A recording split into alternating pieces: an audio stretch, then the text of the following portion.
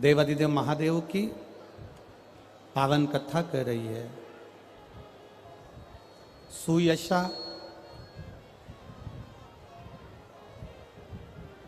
जो भगवान शिव को अपना बनाने के लिए बहुत तप कर रही है, बहुत साधना कर रही है।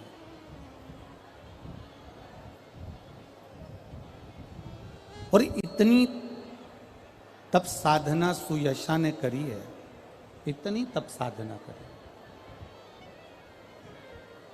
इधर वाले से तो ठीक है। देवादिदेव महादेव स्वयं सुयशा के सामने प्रकट नहीं हुए।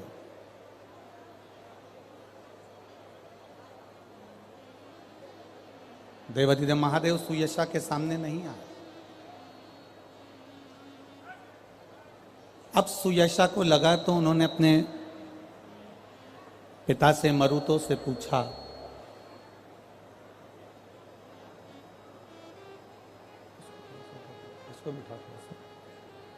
अपने पिता मरुतो से पूछा, मान लो अगर मुझे शिव नहीं मिल रहे, मुझे भगवान देवादिदेव महादेव प्राप्त नहीं हो रहा है, तो फिर मैं करूं तो करूं क्या?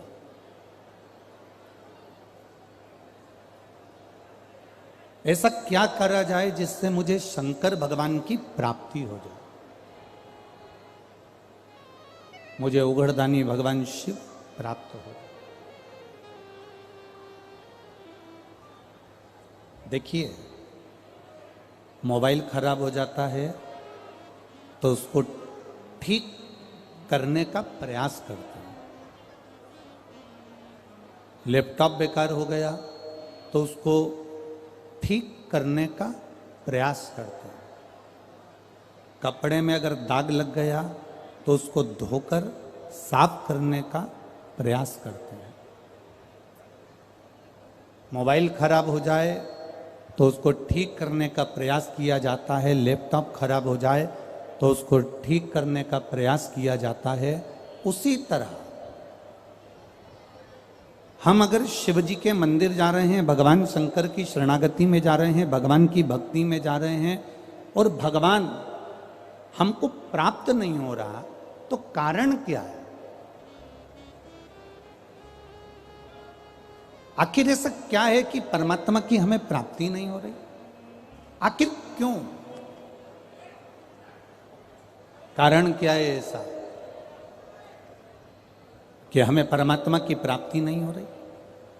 मोबाइल खराब हुआ तो उसको ठीक करने का प्रयास किया जाता है। लैपटॉप खराब हुआ तो उसको ठीक करने का प्रयास किया जाता है। शिव पुराण कहती है, जब मन खराब हो तो इसको भी ठीक करने का प्रयास करो, और वो भगवान की कथा से प्रयास करोगे तो ये मन भी ठीक होगा।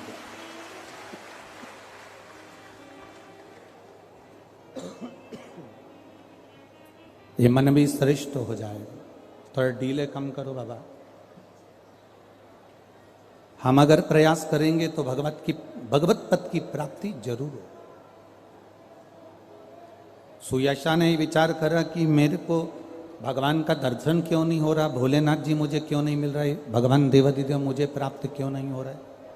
ये सुयशा के मन में भाव प्रकट हुआ कि ये मुझे भगवान भोलेनाथ जी प्राप्त क्यों नहीं हो रहा है, मुझे भगवान शंकर क्यों नहीं मिल रहा है।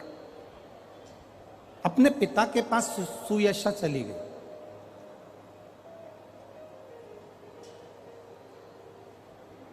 बहुत बड़े संशय में जब हम उलझते हैं,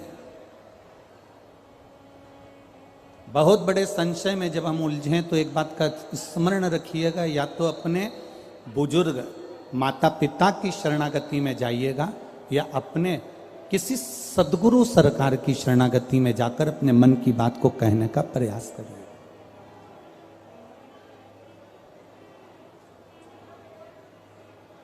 और जब हम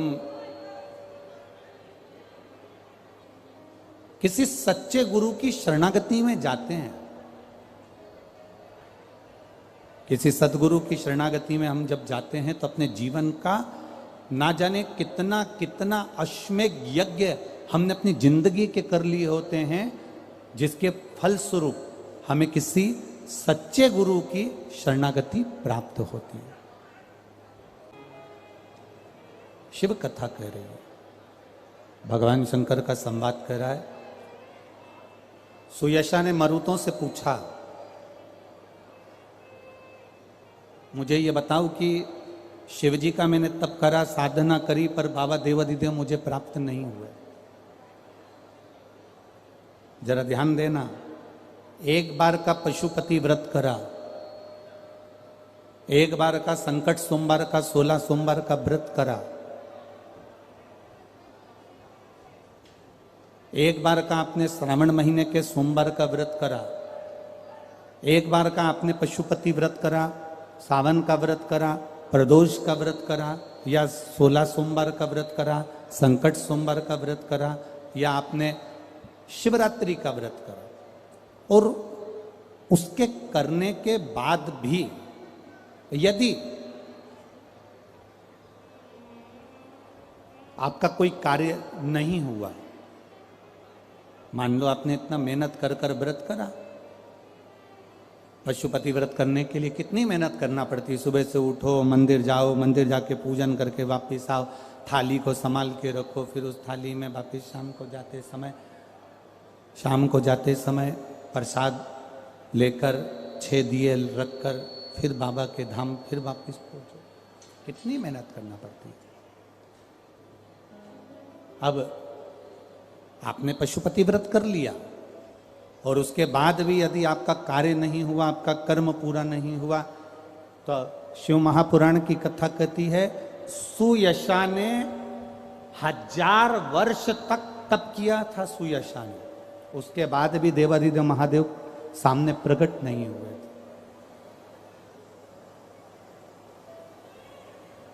उसके बाद भी भगवान शिव सम्मुख में नहीं आए। 1000 वर्ष तक तप करने के बाद भी सुयशा के सामने बाबा देवाधिदेव महादेव प्रकट नहीं। तो क्या सुयशा ने फिर क्या तप करना बंद कर दिया? क्या सुयशा ने भगवत भजन करना बंद कर दिया? नहीं, अपने पिता के पास में गई।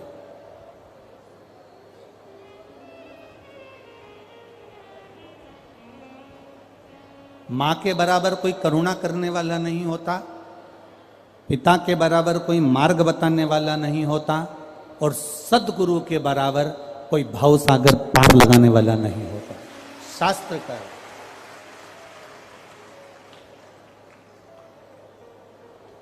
यह हमारा शास्त्र वर्णन कर रहा है।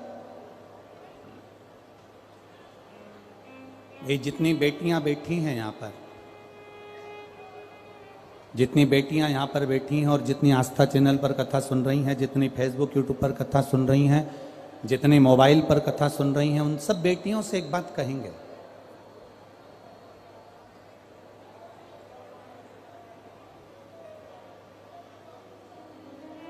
वो द्वापर का युग था जिसमें भगवान कृष्ण द्रौपदी का चीर बढ़ाने के लिए आ गए थे।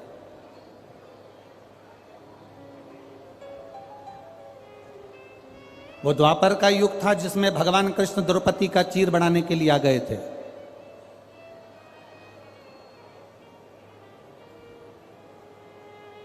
वो त्रेता का युग था जो मेरे सीताराम सरकार माता जानकी को लेने के लिए लंका पहुंचे थे। पर अभी चल रहा है कलयुग। जितनी बेटियां बैठी हैं बड़े ध्यान से सुनना, इस कलयुग में आप स्वयं अपने अंदर ऐसा बल उत्पन्न करो कि आपको किसी को बुलाने की जरूरत नहीं पड़े, आप स्वयं कोटमान होकर आगे बढ़ सकें।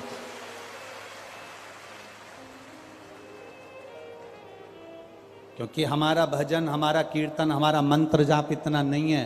द्रौपदी के तो मंत्र जाप इतना प्रबल था कि 3.5 करोड़ रोम छिद्र द्रौपदी के शरीर में, 3.5 करोड़ रोम छिद्र अपने शरीर में।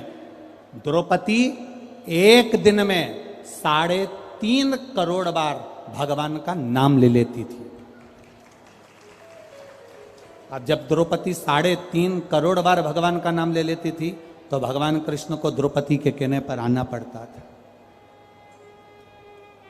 मां जानकी 3.5 करोड़ बार भगवान राम का स्मरण कर लेती थी तो राम जी को आना पड़ता था। अब अपन इतने सारे बैठे हैं, हम आपसे पूछें कि अपन क्या 3.5 करोड़ बार भगवान का नाम ले लेते हैं? अपन क्या 3.5 करोड़ बार भगवान का नाम का उच्चारण कर लेते हैं? नहीं कर पाते। 3.5 करोड़ बार हमारे मुख से भगवान का नाम नहीं निकलता।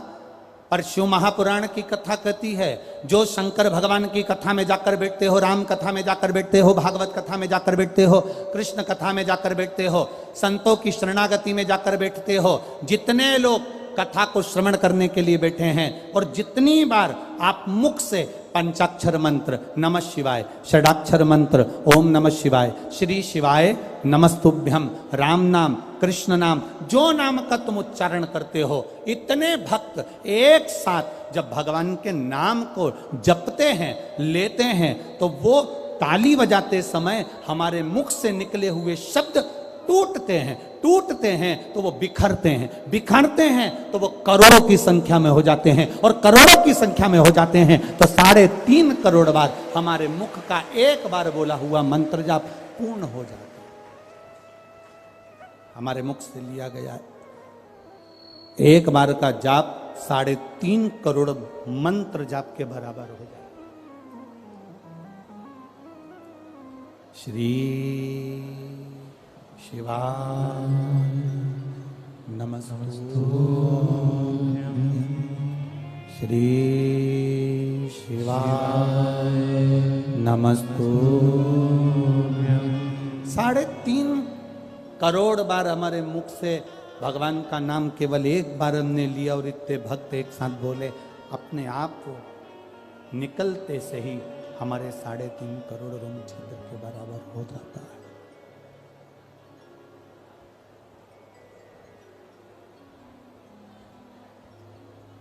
निकलते से शिव कथा कह रही है, सुयशा ने अपने पिता से पूछा,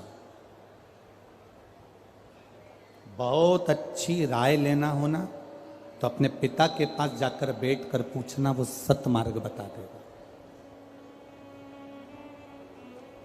बहुत अच्छी बात पूछना हो तो अपनी माता के पास जाकर बैठना, वो अच्छी राय दे देगी। बहुत अच्छी राय लेना हो, बहुत अच्छी बात पूछना हो तो अपने गुरु के चरणों में जाकर बैठना, वो आपको सतमार्ग बता देगा। और एक और बात याद रखो, और भी ज्यादा अगर भटक रहे हो तो किसी सत्संग में जाकर बैठ जाओ। कोई सद्गुरु अपनी कथा के माध्यम से, प्रवचन के माध्यम से, सत्संग के माध्यम से आपका मार्ग प्रशस्त कर बन सके तो। कहीं लगे आपको कि मैं बहुत उलझ गई हूं, मैं कहीं बहुत उलझ गया हूं, तो एक बार अपने माता पिता के चरणों में जाकर जरूर बैठो। एक बेटी को, एक बेटे को माता पिता जितना दे सकते हैं ज्ञान उतना देते हैं। वो भटकने नहीं देते अपनी बेटी को, वो भटकने नहीं देते अपने बेटे को। उनसे जितना बनता है उतना अपने बेटे और बेटी के लिए करते हैं। अपनी कैपेसिटी से ज्यादा वो अपने बच्चों को देते हैं। सुयशा अपने पिताजी के पास में गई, अपने पिताजी के पास जाकर अपने पिताजी से जाकर बोली, मैंने भगवान का 1000 वर्ष तक तप करा पर मुझे भोलेनाथ जी प्रसन्न नहीं हुए। 1000 वर्ष तक मैंने तप साधना करी पर मेरे पर देव अधिदेव महादेव प्रकट नहीं हुए, मेरे सामने प्रसन्न नहीं हुए, मेरे सामने प्रकट नहीं हुए। अब मैं करूं तो करूं क्या? मरुतों ने सुयशा का पिताजी सुयशा से कहते हैं, अब एक काम कर, किसी पवित्र नदी के तट पर चली जा, किसी भी पवित्र नदी के तट पर,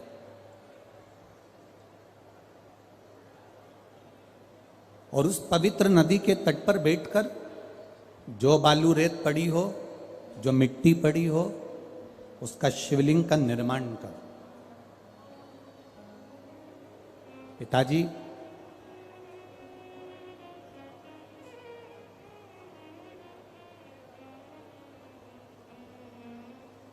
शिवलिंग का निर्माण करूं और उसका फिर मैं पूजन करूं, विसर्जन करूं, क्या मुझे देवाधिदेव महादेव मिल जाएंगे? क्यों नहीं मिलेंगे? एक पार्थिव शिवलिंग का निर्माण जब कोई करता है तो उसमें करोड़ों शिवलिंग बनाने का पुण्य एक साथ प्राप्त हो जाता है। एक शिवलिंग अगर पार्थिव बनाए तो उसमें करोड़ों शिवलिंग बनने का फल मिल जाता है, करोड़ों शिवलिंग बनने का फल मिल जाता है। तो आप एक काम करो, एक शिवलिंग का निर्माण करो, ठीक है? अब देखो, पिता का कहना माना तो सुयशा को अपने भोलेनाथ जी का दर्शन हुआ है। पिता अगर मार्ग बताएंगे, पिता अगर मार्ग प्रशस्त करेंगे, पिता अगर बेटी को बेटे को मार्ग दिखाएंगे तो बेटा बेटी का जीवन सार्थक होगा, ये निश्चित है। थोड़ा सा लोगों को बुरा लग सकता है पर हम कहें जरूर, गांव में तो केवल फसल खराब होती है,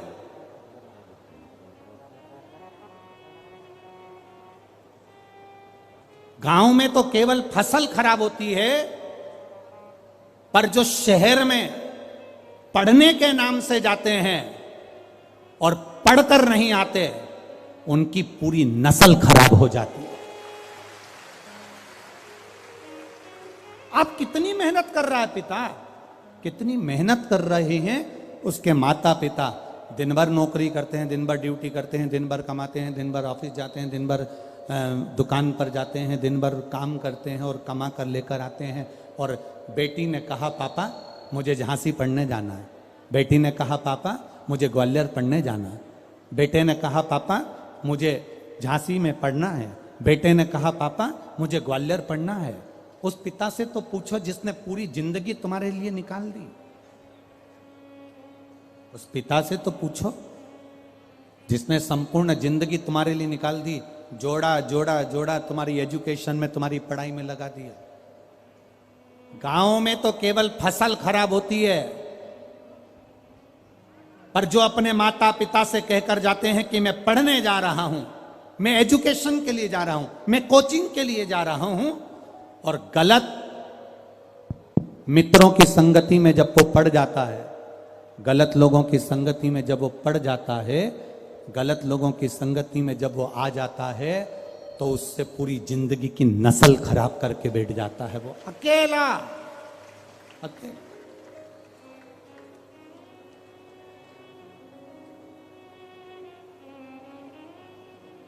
और फिर समझ लीजिए,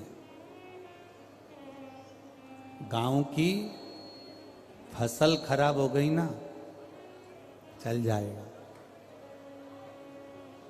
पर मेरी बेटियों और मेरे बेटों, गांव की फसल खराब हो गई ना, चल जाएगा, और अगर तुम किसी गलत धर्म के लोगों के साथ में, दुराचारियों के साथ में, ताली प्रशंसा करने वालों के साथ में, प्याली मदिरा पीने वालों के साथ में, थाली गलत भोजन करने वालों के साथ में अगर तुम्हारी संगति हो गई ना तो पूरी जिंदगी खराब हो जाएगी। इसको बचाना है, इसको बचाना है।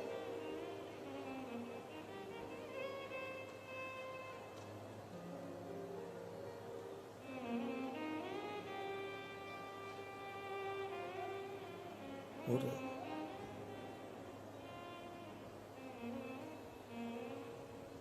सुयशा ने अपने पिताजी का कहना मान लिया और सुयशा ने अपने पिताजी का कहना मानकर सुयशा भगवान शंकर के पार्थिव शिवलिंग का निर्माण कर रही है, पार्थिव शिवलिंग का निर्माण कर रही है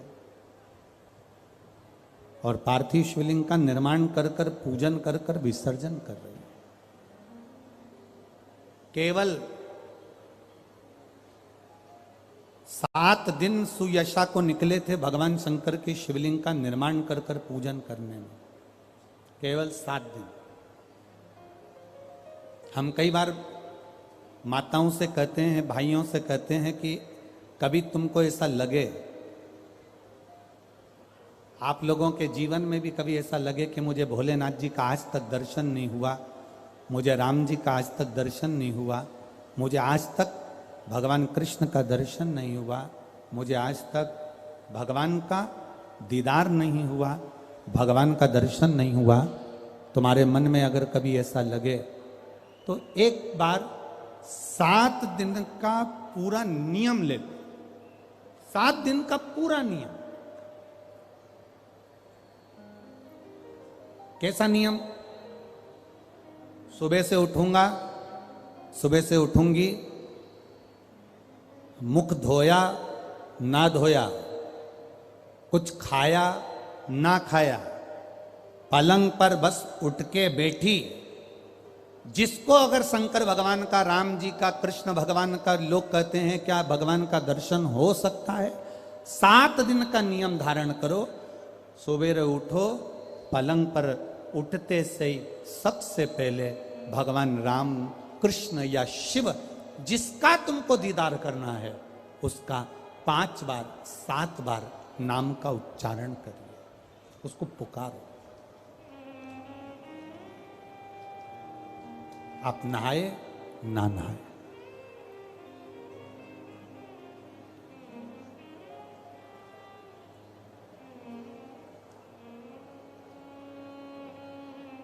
एक पत्र कल आया था, दतिया की कोई माताजी ने लिखा था, पत्र बड़ा अच्छा था और उस पत्र से केवल दतिया वालों का नहीं, संपूर्ण जितने श्रोता कथा सुन रहे हैं सबके लिए उस पत्र में बात है। केवल एक दतिया वालों के लिए नहीं, संपूर्ण। उस पत्र में किसी ने, माताजी ने लिखा था, गुरुजी हमें ये पूछना है कि हम स्त्री हैं, हम नारी हैं और स्त्री महीने में रजो धर्म से हो जाती है, रजस्वला हो जाती है। कल का पत्र है वो, स्त्री रजो धर्म से हो जाती है, रजस्वला हो जाती है, रजो धर्म में आ जाती है महीने में। गुरुदेव उस समय पर वो ना मंदिर जा सकती है, ना भगवान के लिए कोई कार्य कर सकती है, ना वो कोई अच्छी जगह पर पहुंच सकती है। तो हमें केवल इतना सा पूछना है कि उस रजस्वला धर्म के समय पर क्या हम भगवान का नाम ले सकते हैं कि नहीं ले सकते?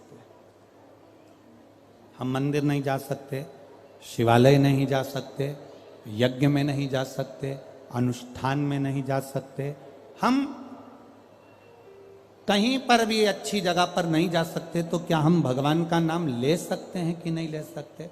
तो महाभारत का चरित्र उठाकर देखिए, द्रौपदी का 3 दिन का रजोधर्म, और दुशासन ने चीर खींचा, द्रौपदी का बाल पकड़कर दुशासन सभा में लेकर आ गया।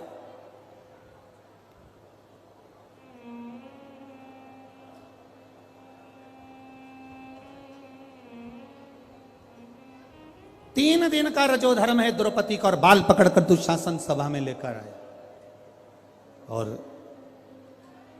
द्रौपदी ने सबसे निवेदन करा, द्रौपदी ने सबसे कहा, सबसे प्रार्थना करी, सबसे बोला, पर कोई साथ नहीं दिया।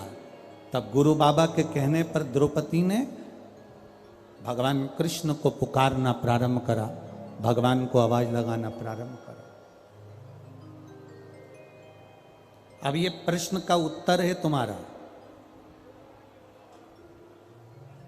पलंग पर भी पड़े हो ना, तो भगवान का नाम लेने में कभी संकोच मत करना।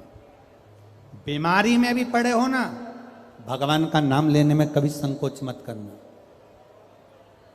बीमारी में, मल और मूत्र में भी पड़े हो, तो भगवान का नाम लेने में कभी संकोच मत करना।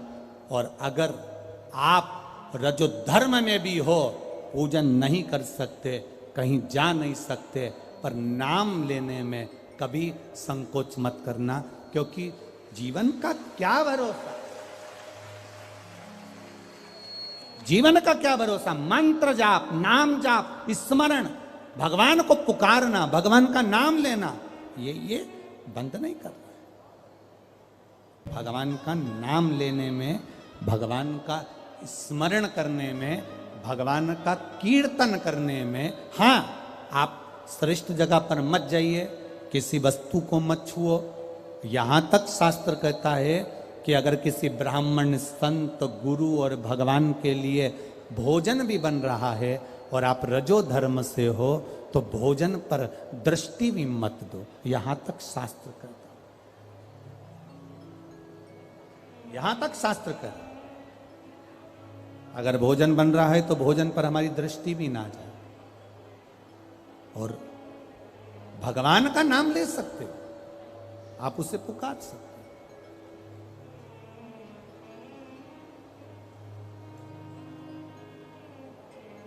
मृत्यु की घड़ी में भगवान ये देखेगा क्या उस समय पर कि ये रजस्वला धर्म में है, तो अभी इसको हम मार नहीं सकते, अभी हम इसको ले जा नहीं सकते।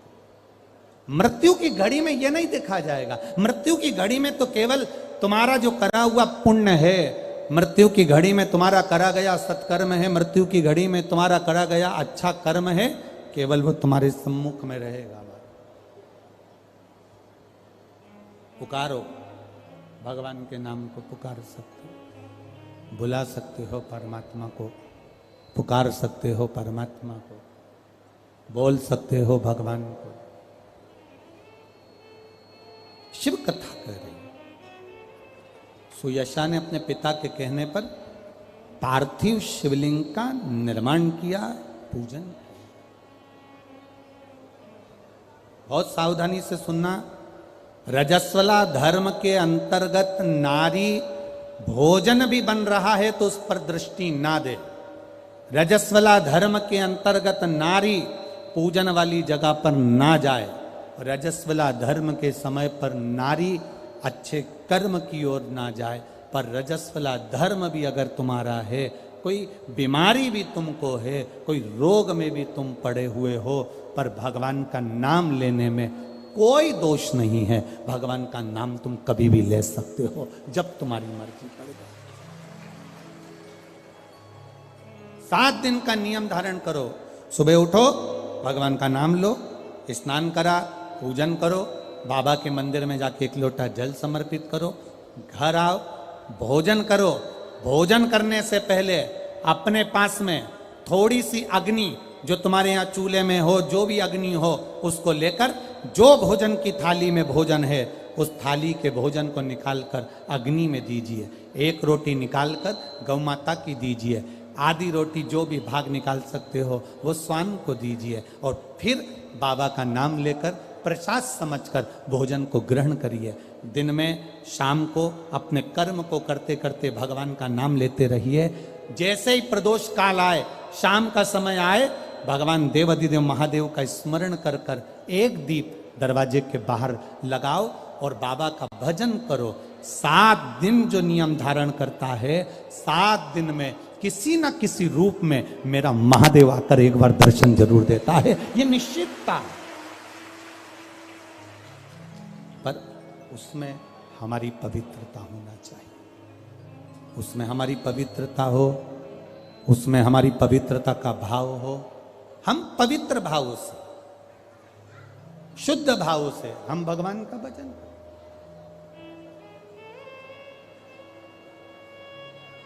हम तो यहां तक कहेंगे, ये पार्थिव शिवलिंग का आप लोग निर्माण करते हो ना, जितने लोग भी पार्थिव शिवलिंग बनाने के लिए बैठते हो, करोड़ों में शिवलिंग बने, तो बनाते बनाते अगर किसी को उपच भी हो जाए ना, अब मैं थक गई, मैं नहीं बना रही, तो ये बोलने से पहले ही तुम जब शिवलिंग बनाओ और बनाते बनाते तुम्हारे शरीर में ऐसा लगे कि अब मैं थक गई, किसी से मत बोलो कि मैं थक गई, अब मैं नहीं बनाऊंगी, ये मत बोलो। मैं थक गई, ये मत बोलो, या ये मत बोलो कि अब मैं तो नहीं बना रही, अब मैं थक गई, तू चल रही क्या मेरे साथ वापिस, ये भी मत बोलो।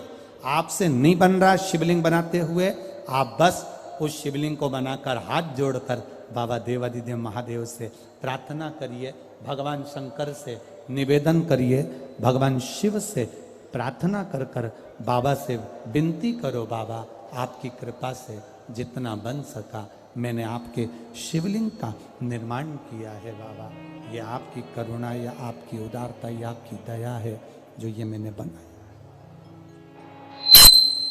ये आपकी कृपा से, आपकी दया से, आपकी उदारता से मैंने निर्माण किया है। बाबा ये उनसे निवेदन किया है, ये उनसे प्रार्थना करिए, ऊबो नहीं, ऊबना नहीं है। हम तो कथा में भी कह देते हैं, आपका मन लगे तो शिव पुराण में जाओ, नहीं तो काय को टाइम बर्बाद करने के लिए आते हो। मन लग नहीं रहा,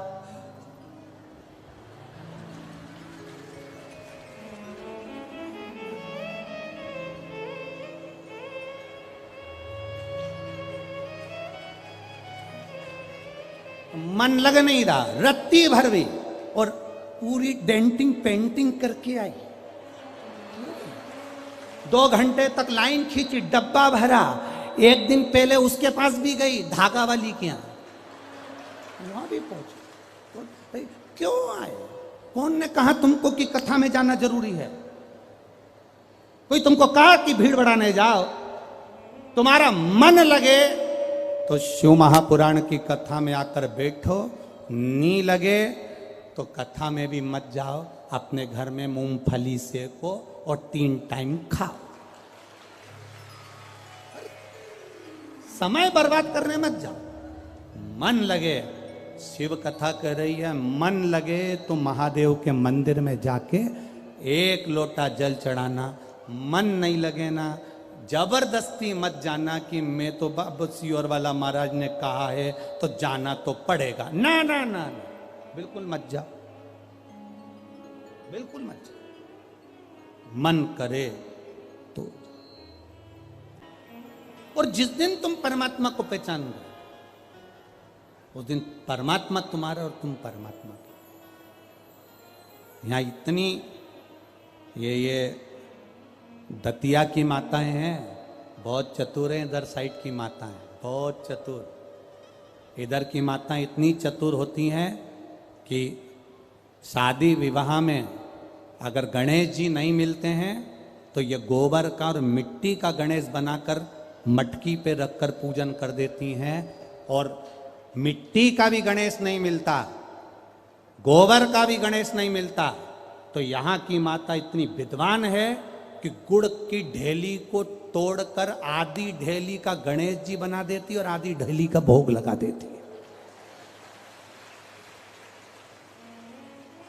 और गणेश सरकार सही है, यहां की माता इतनी विद्वान है कि गुड़ की ढेली को, आधी ढेली को फोड़कर गणेश जी बना देगी, और आधी को हमारे यहाँ महाराष्ट्र में भी कहते हैं महाराज, गुलाचा गणपति और गुलाचा मेवा, मतलब गुड़ का ही गणपति और गुड़ का ही नैवेद्य भगवान को भोग लगा। दतिया की माताएं भी इतनी विद्वान है, जब गणेश जी नहीं मिलते, गोबर नहीं मिला, मिट्टी नहीं मिली, शादी के समय पर तुरंत घर की जो बुजुर्ग माँ होती है वो कह देती है गुड़ की खोड़ी रखिए ना, आधा टुकड़ा तोड़ मटकी पे रख दे, गणेश जी हो गए। भोग लगाने के लिए कुछ भी नहीं है ना, जो आधा गुड़ का टुकड़ा है ना उसी को भोग लगा दो। क्यों? गुलाचा गणपति और गुलाचा नैवेद्य। भगवान गणेश भी यही है और भोग भी उनका यही है। ये हमको पहचानना।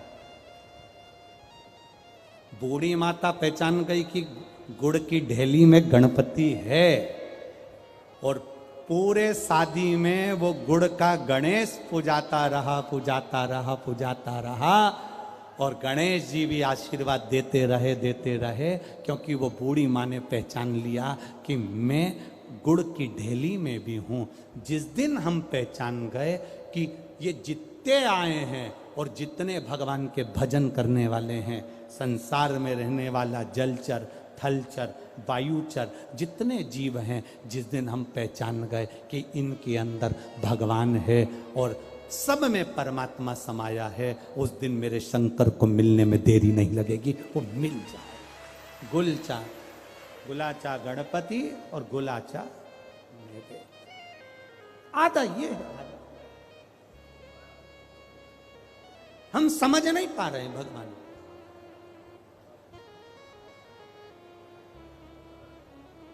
हम परमात्मा को जान नहीं पाते। सुयशा ने भगवान शिव जी की आराधना करी, पार्थिव शिवलिंग का निर्माण करने के लिए बैठी, और जो निर्माण करा, मात्र 7 दिन निकले थे सुयशा को, देवादिदेव महादेव प्रकट हो गए। मांग सुयशा, क्या चाहिए तुझको? सुयशा कहती है मैं आपके चरणों की दासी बनना चाहती हूं, मैं आपके चरणों की दासी बनना चाहती हूं। भगवान कहते हैं सुयशा, कितनी सुंदर बात देवादिदेव महादेव ने कही है, कितनी सुंदर। सुयशा कह रही है मैं आपके चरणों की दासी बनना चाहती हूं, चरणों की दासी। देवादिदेव महादेव ने कहा सुन सुयशा, मेरी धर्म पत्नी पार्वती मेरे साथ में है, मैं दूसरी नारी को अपने करीब भी नहीं आने देता। हाँ सुयशा, तो मेरे स्वरूप का स्नान करा, पूजन करा, अर्चना कर, निवेदन कर, बेलपत्र चढ़ा, पुष्प चढ़ा, मैं तुझे फल दूंगा। पर सुयशा, तू कहे कि मैं पार्वती जी का स्थान ले लूं, तू कहे कि मैं संगनी बन जाऊं, ये नहीं हो सकता। सुयशा, ऐ सुयशा, संत, साधु, सन्यासी, तपस्वी, साधक, उपासक, भगवान शंकर कहते हैं संत, साधु, सन्यासी, तपस्वी, साधक, उपासक, अगर इनके सामने एक लकड़ी की स्त्री भी आ जाए ना, तो संत साधु को उसका स्पर्श तक नहीं करना चाहिए, वो श्रेष्ठ संत माना जाता है। वो साधु, वो तपस्वी, एक लकड़ी की भी स्त्री अगर कोई बनाकर सामने रख दे, उसका स्पर्श ना हो, उसका स्पर्श।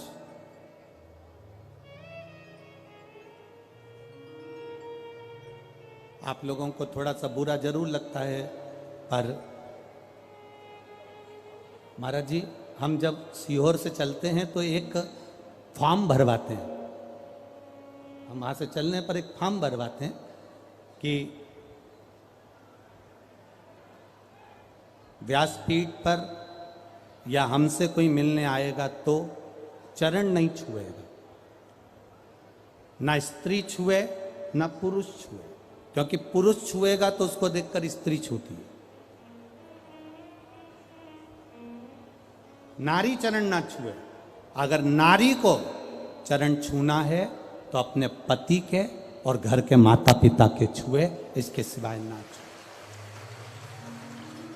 हाँ, आपका मन कर रहा है कि हम गुरु के चरण छूना है, तो आपसे निवेदन है गुरु के चरण छुओ, पर दूर से छू, आपको स्पर्श नहीं होना चाहिए। स्पर्श होता नहीं। एक जरा सा साड़ी का पल्लू माता जानकी जी का, केवल साड़ी का पल्लू उड़ के तुलसी जी के क्यारे पर चला गया था। साड़ी का पल्लू। पुष्प वाटिका में मां जानकी जी पुष्प लेने के लिए गई थी।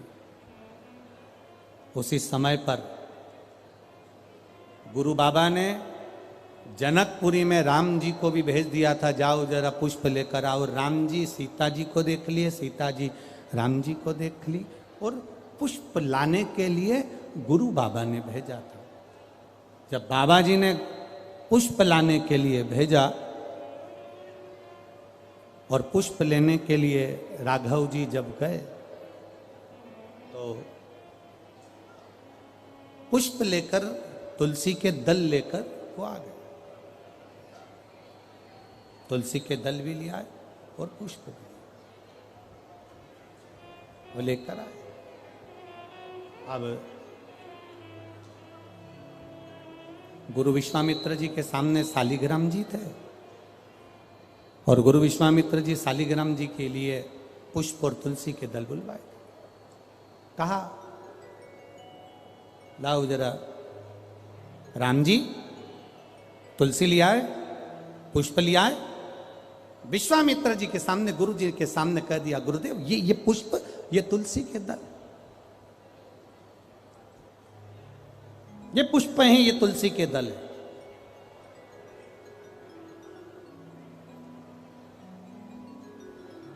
अब धोया हुआ पुष्प,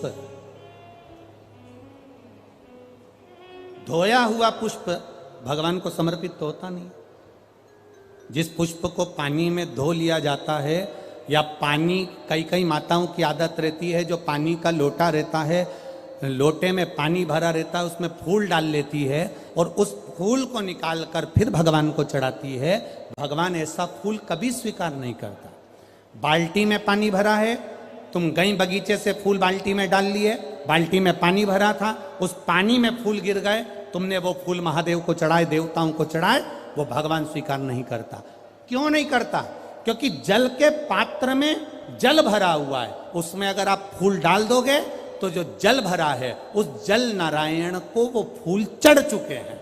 अब वो फूल तुम दूसरे देवता को नहीं चढ़ा सकते, क्योंकि चढ़ाया फूल कैसे चढ़ाओगे?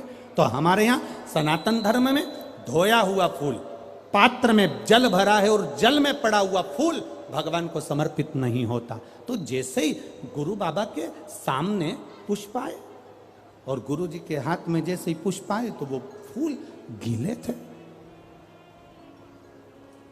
अब पुष्प जब गीले थे तो उन्होंने पूछा, विश्वामित्र जी ने, गुरु बाबा ने, गुरु जी ने पूछा, राम जी, राघव जी, ये फूल जो तुमने हमको दिए हैं, ये पुष्प जो तुमने हमको समर्पित किए हैं, ये पुष्प तो गीले हैं। राम जी ने कहा, प्रभु मालूम नहीं, हमने तो इनको धोया भी नहीं है, क्योंकि हम जानते हैं कि धोया हुआ पुष्प समर्पित नहीं होता, तो फिर ये गीले क्यों है? विश्वामित्र बाबा ने तुलसी के मंजरी को उठाया, तुलसी के दल को उठाया, शालिग्राम भगवान को चढ़ाने के लिए विश्वामित्र जी हाथ आगे बढ़ाने लगे। तुलसी की मंजरी, तुलसी के दल विश्वामित्र बाबा के हाथ से चिपक गए, चढ़ने को तैयार नहीं हो रहे। पूछा बाबा ने,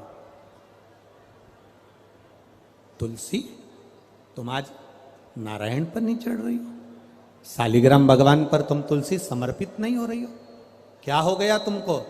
तुलसा जी कहती हैं, गुरुदेव, तुलसी के क्यारे में हम सारी बहनें एक साथ बड़ी हुई हैं, तुलसी का पौधा लगकर हम एक साथ बड़ी हुई, पर माता जानकी जी जब बगीचे में घूम रही थी तो उनके वस्त्र हमारे पौधे पर आ गया और उनके चलने से सीता जी के पल्लू के उस चीर से हमारे कुछ पत्ते टूटकर जमीन पर गिर गए।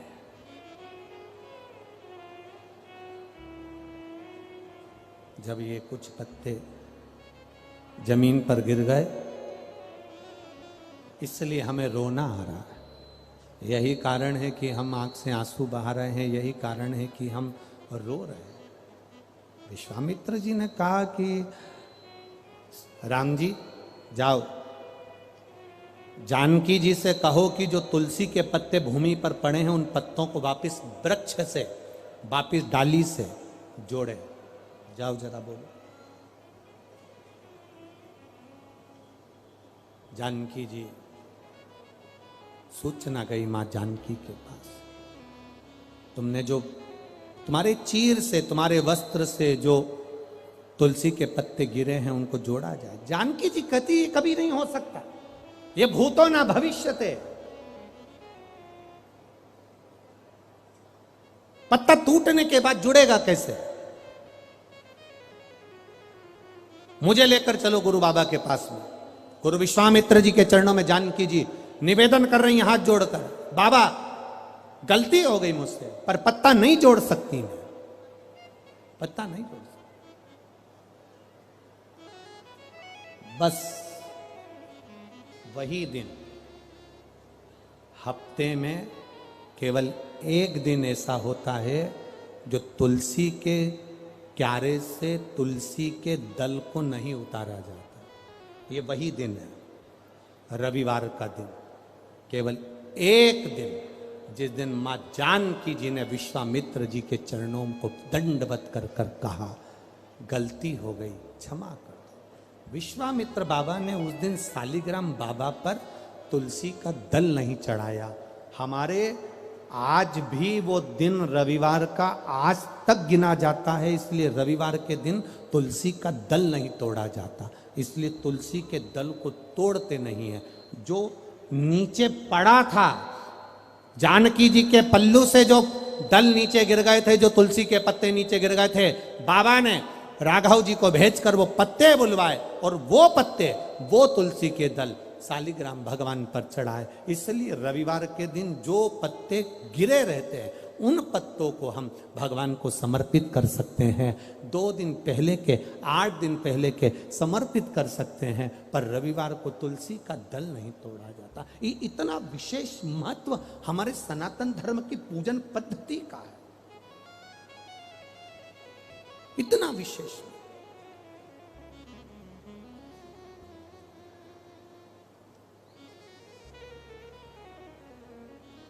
सुयशा के सामने देवादिदेव महादेव प्रकट हो गए।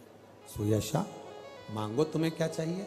सुयशा कहती है कि बस मैं आपकी दासी बनना चाहती हूं। भगवान कहते दासी तो मैं नहीं बना सकता, मैं दासी नहीं बना सकता।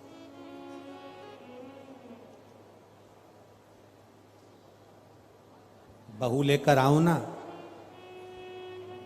बहू को अगर घर में लेकर आ रहे हो तो ये समझकर मत लाना कि मेरे घर का पूरा काम करेगी, सारा काम संभालेगी ना। तुम्हारे मुख पर सबसे पहला शब्द होना चाहिए मेरी बहू नहीं आ रही है, मेरी बेटी आ रही है। और जैसी घर में बेटी रहती है, मां के साथ में जितना बेटी कार्य करती है उतनी ही कार्य ये बेटी करेगी। मैं ज्यादा आस क्यों लगाऊं? किस लिए? हमारी सोच थोड़ा बदलना पड़ेगा। हाँ, हम बहुत सारे अरमान ले लेते हैं, नई बहू आ रही है, खूब खाना बनाकर खिलाएगी। अब बहू आ तो गई, कपड़े उससे धुलवाओ ना। शब्द निकलते हैं बूढ़ी बूढ़ी माताओं के, बुजुर्ग माताओं के, घर में बहू आ गई है फिर भी घर ऐसा पड़ा है, सफाई कौन करेगा? अरे महाराज, बहू लेकर आए हो कि नौकरानी लेकर आए हो?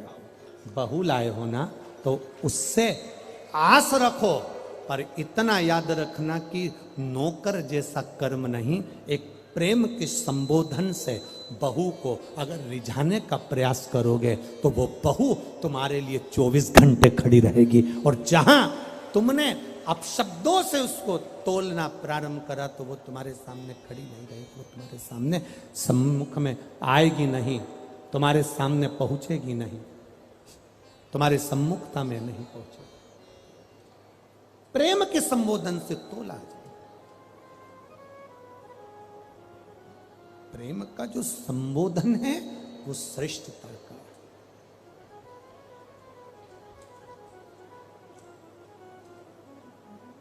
सुयशा, तुम्हें मैं दासी नहीं बना सकता। सुयशा, मैं तुम्हें अपने पास में सेविका बनाकर नहीं रख सकता। मैं सेविका बनाकर दूंगा। कल कथा में आपको कहा था, वो आज फिर कह रहा है। भगवान भोलेनाथ आपको करोड़ों का धन देंगे कि नहीं देंगे पता नहीं, आपको धनपति करोड़पति बनाएंगे कि नहीं बनाएंगे पता नहीं, पर इतना याद रखना, भोलेनाथ ने अगर हाथ पकड़ लिया, तिजोरी तुम्हारी हो गई, तो तुम्हें फिर करोड़पति बनने की जरूरत नहीं, वो तुम्हें स्वयं मालामाल कर देगा, स्वयं। सुयशा ने भगवान शिव से मांगा, मैं तुम्हें दासी नहीं बना सकता, मैं तुम्हें सेविका नहीं बना सकता, मैं तुम्हें चाकरी नहीं दे सकता। दुनिया वालों को प्रसन्न मत करो, ये दुनिया वाले कभी प्रसन्न नहीं होंगे।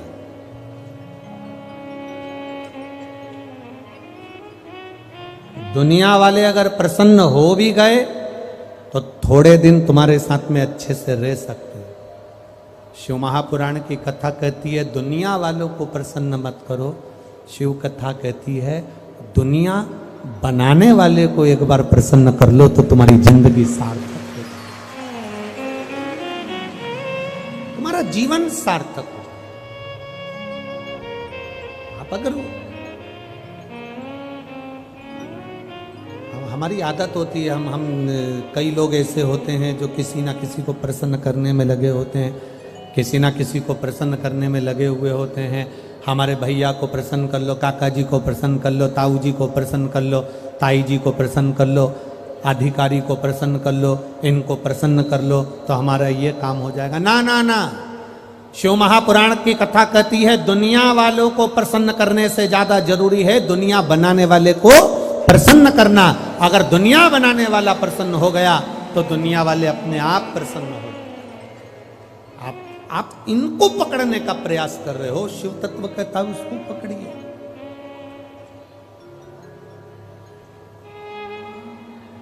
हम उसको अपना बनाने का प्रयास। हाँ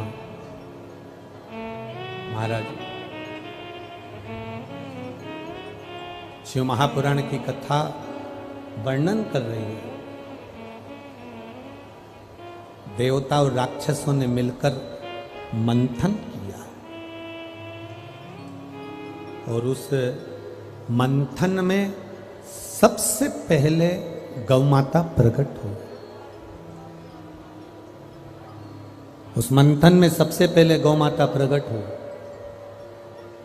और गौ माता प्रकट होने के बाद फिर जो प्रकट हुआ वो विष प्रकट हुआ और विष प्रकट होने के बाद देवाधिदेव महादेव के पास में ले जाकर भगवान शिव को दिया। भगवान शंकर के पास में जब विष गया तो देवाधिदेव महादेव ने देरी नहीं करी, उस विष को पीने में देरी नहीं करी। उन्होंने विष लिया। पार्वती जी ने तो मना करा कि बाबा ये क्या कर रहे हो, आप और विष पी रहे हो। भगवान देवाधिदेव महादेव ने कहा मैं घर का बड़ा हूं, मैं बुजुर्ग हूं। जो घर का बड़ा होता है, बड़ी प्रतिष्ठा होती है, जो बड़े ओहदे पर बैठा होता है, घर का जो बुजुर्ग होता है, घर का जो बड़ा होता है, जो घर का बड़ा व्यक्ति होता है, उसको विष बहुत पीना होता है। जितना छोटे को नहीं पीना होता उतना बड़े को पीना होता।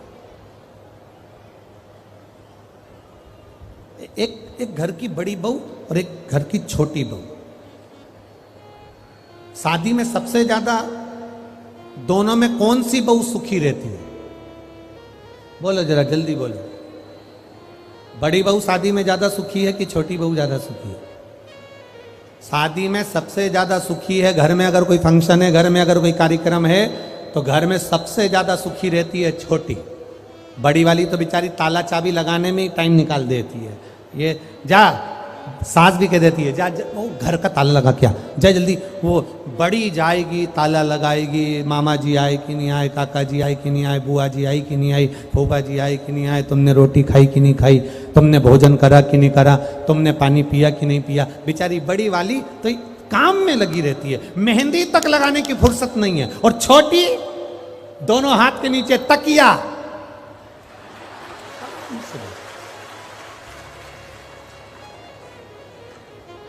और इतनी चतुर, इतने में पास में ननन बैठी हो ना से, जी जी प्लेट लगा के ला दोगी क्या? अच्छा जीजी भी ऐसी, वो छोटी का कहना मान ले और बड़ी कह दे जीजी मेरे लिए प्लेट ला दोगी क्या? लेके नहीं आ सकती हो? घर की बड़ी हो ना तुम, तुम्हें तो हमको खिलाना चाहिए और हम तुम्हें प्लेट लगा कर दें। और वो छोटी कह रही तो, छोटी गई ननन प्लेट लगा के लाई, और ये जीजी प्लीज मेरे हाथ में मेहंदी मेरे को खिला दोगी क्या? जीजी इतने प्रेम से खिला भी रही।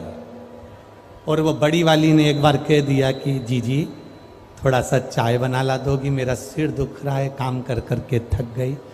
भाभी तुम बड़ी हो ना, मैं तुम्हारी ननंद हूं ना छोटी, तुम्हें तो हमको खिलाना चाहिए, हमको चाय बना के पिलाना चाहिए, और तुम हमसे कह रही हो। बड़े और छोटे में भेद हो जाते। एक मां के दो पुत्र, एक 12 साल का, एक 5 साल का, दोनों को भूख लग रही है। 12 साल का बेटा कह रहा है मां मुझे भूख लगी, मां ने उसको थाली में रोटी दे दी, सब्जी दे दी, भजिया दे दिया, पकौड़ा दे दिया, उसने बैठ के खा लिया।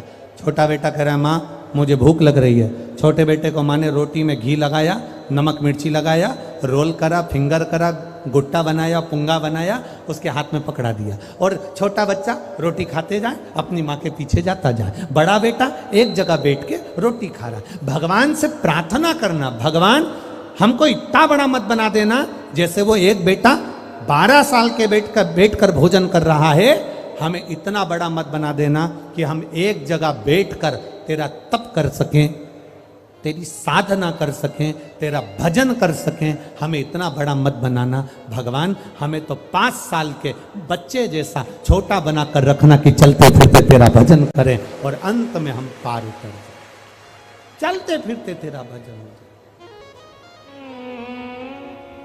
चलते चलते तेरा भजन कर लें, चलते चलते तेरा स्मरण कर लें, चलते चलते तेरा मंत्र जाप कर लें और हम भव सागर से पार। ऐसी कृपा कर दो, ऐसी दया।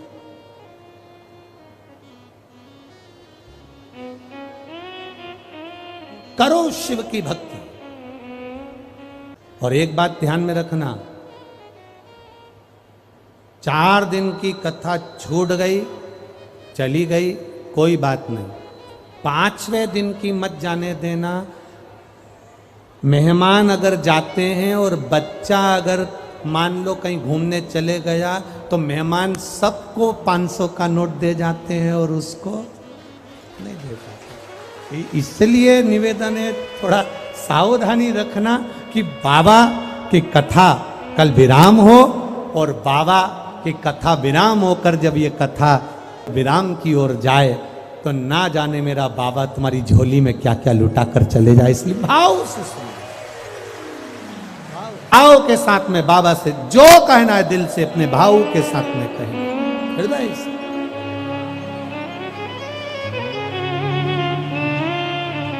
श्री शिवाय नमस्तुभ्यं, श्री शिवाय नमस्तुभ्यं,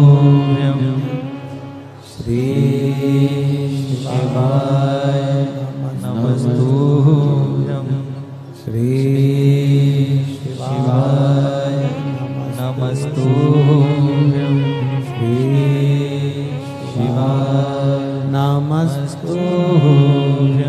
शिव कथा कहती है बाबा देवादिदेव महादेव ने जो विष पिया है वो जगत हित के लिए प्रिय। आगे वर्णन आया श्री गणेश जी महाराज के मंगल विवाह का। रिद्धि सिद्धि गणेश जी के साथ में पधार रही हैं। जोरदार ताली बजाकर स्वागत करें भगवान श्री गणेश जी रिद्धि सिद्धि का। भगवान गणेश जी के गले में रिद्धि सिद्धि जयमाला दे रही हैं। जोरदार ताली बजाकर स्वागत करें। गणपति बप्पा। अब गणेश जी रिद्धि सिद्धि के गले में जयमाला दे रहे हैं। रिद्धि सिद्धि ने गले की माला निकालकर वापिस श्री गणेश जी महाराज को दी है। गणेश जी ने अपना हस्त कमल रिद्धि सिद्धि के कंधे पर रखा है। आज कथा का चतुर्थ दिवस यहाँ विराम ले रहा है। कल कथा का पंचम दिवस रहेगा, विराम दिवस रहेगा। भाव के साथ में आज चतुर्थ दिवस की कथा यहाँ विराम ले रही है। हर हर महादेव। परम पूज्य गद्रव सरकार के पावन चरणों को नमन करते हैं। गुरुदेव श्री सोमेश्वर बाबा जी के चरणों को नमन करते हुए, संत ब्राह्मण वृंदों को नमन करते हुए कथा का आज चतुर्थ दिवस की विराम ले रहे हैं। हर हर महादेव।